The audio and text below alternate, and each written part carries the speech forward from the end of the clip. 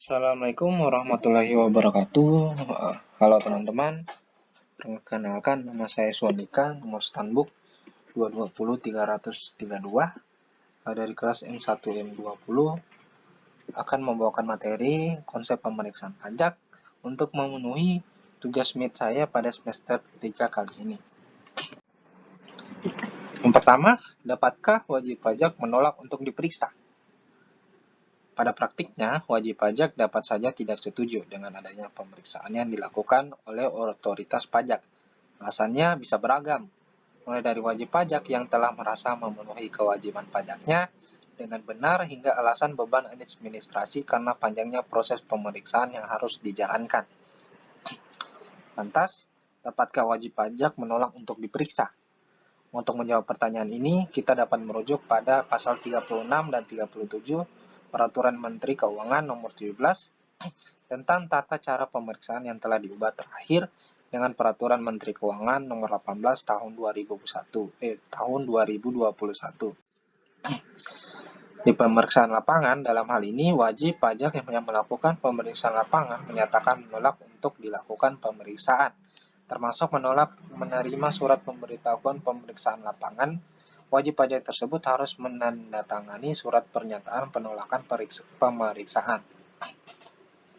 Kemudian apabila wajib pajak menolak menandatangani surat pernyataan penolakan pemeriksaan, pemeriksa pajak akan membuat berita acara penolakan pemeriksaan yang ditandatangani tim pemeriksa pajak.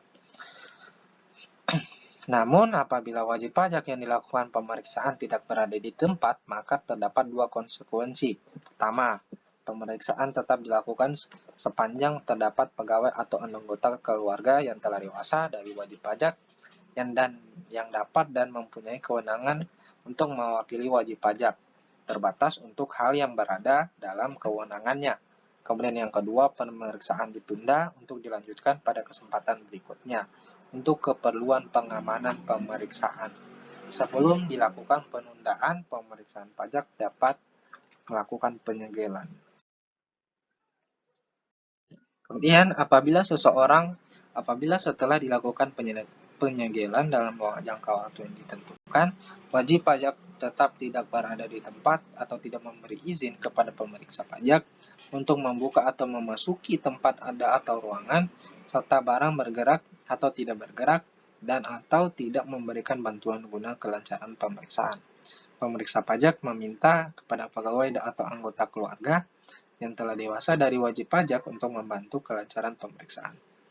Jika pegawai dan anggota keluarga yang telah dewasa dari wajib pajak tersebut juga menolak untuk membantu kelancaran pemeriksaan, pemeriksa pajak meminta pegawai atau anggota keluarga yang telah dewasa dari wajib pajak tersebut untuk mendatangani surat penolakan membantu kelancaran pemeriksaan. Apabila mereka juga menolak untuk menandatangani, maka pemeriksa pajak akan membuat berita acara penolakan membantu kelancaran pemeriksaan yang ditandatangani tim pemeriksa pajak.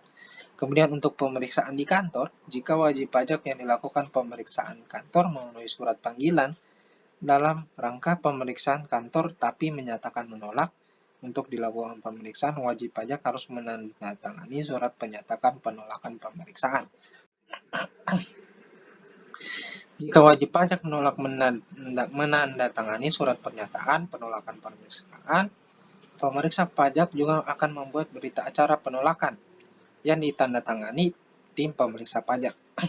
Apabila dalam jangka waktu paling lama 1 bulan sejak surat panggilan dalam rangka pemeriksaan kantor disampaikan kepada wajib pajak, surat panggilan tersebut tidak dikembalikan oleh pos atau jasa pengiriman lain, dan wajib pajak tidak memenuhi panggilan pemeriksaan kantor, pemeriksa pajak tersebut membuat berita acara tidak dipenuhinya panggilan pemeriksaan oleh wajib pajak yang ditandatangani oleh tim pemeriksa. Lebih lanjut merujuk pada pasal 38 PMK 17 tahun 2013 dan PMK 18 tahun 2021, pemeriksa pajak berdasarkan pada surat pernyataan penolakan pemeriksaan, berita acara penolakan pemeriksaan, berita acara tidak dipenuhinya panggilan, surat penolakan membantu kelancaran, dan atau berita acara penolakan membantu kelancaran pemeriksaan, dapat melakukan penetapan pajak secara jabatan, atau mengusulkan pemeriksaan bukti permulaan. Dengan demikian dapat disimpulkan bahwa wajib pajak pada dasarnya dapat menyatakan penolakan untuk dilakukan pemeriksaan pajak. Namun demikian, penolakan tersebut tidak serta-merta menghentikan proses pemeriksaan. Dalam hal ini, otoritas pajak memiliki kewenangan untuk menetapkan pajak berhutang secara jabatan atau mengusulkan dilakukannya pemeriksaan bukti permulaan. Kemudian, apabila terjadi kesalahan dalam pembuatan atau penyetoran, kesalahan dalam pembuatan surat setoran pajak sangat sering terjadi di kalangan wajib pajak. Banyak yang mengalami kesalahan dan baru menyadari pada saat penginputan NTPN di surat pemberitahuan massa. Wajib pajak biasanya mengalami kesalahan pada jenis pajak dan jenis setorannya akan dibayarkan. Ada juga yang mengalami kesalahan pembuatan surat setoran karena masa dan tahun yang keliru. Dan ada juga yang kelebihan melakukan penyetoran. Hal tersebut membuat wajib pajak menjadi takut atas kesalahan dalam penyetoran wajib pajak, takut bahwa uang yang sudah disetor ke kas negara tidak bisa dikembalikan lagi. Padahal, atas kesalahan setoran yang dilakukan oleh wajib pajak dapat diajukan pemindah bukuan. Pemindah bukuan ini adalah memindahkan pajak yang sudah dibayar untuk dibukukan pada penerimaan pajak yang sesuai. Pemindah bukuan ini dapat dilakukan antar jenis pajak yang sama atau beda. Dilakukan antar masa dan tahun yang sama atau berbeda, dapat dilakukan ke KPP yang berbeda, dan dapat dilakukan pemindah bukuan ke wajib pajak yang berbeda. Contohnya PPh pasal 21, masa Desember 2019 dipindah bukukan ke PPN masa Januari 2020. Kemudian wajib pajak kurang membayar pajak atau terlambat membayar pajak atau wajib pajak dengan sengaja lupa atau tidak melakukan kewajiban perpajakan. Pelanggaran terhadap kewajiban perpajakan yang dilakukan wajib pajak sepanjang menyangkut pelanggaran ketentuan administrasi perpajakan bisa dikenakan sanksi administrasi, sedangkan yang menyangkut tindak pidana perpajakan dikenakan sanksi pidana. Yang pertama, setiap orang yang karena kealpaannya kemudian tidak menyampaikan surat pemberitahuan atau SPT, atau menyampaikan SPT tetapi isinya tidak benar atau tidak lengkap, atau melampirkan keterangan yang isinya palsu atau tidak benar, sehingga dapat menimbulkan kerugian pada pendapatan negara. Itu dapat dipidana dengan pidana kurungan paling lama 1 tahun atau denda paling tinggi 2 kali jumlah pajak terhutang yang tidak dibayar dan tidak atau kurang dibayar.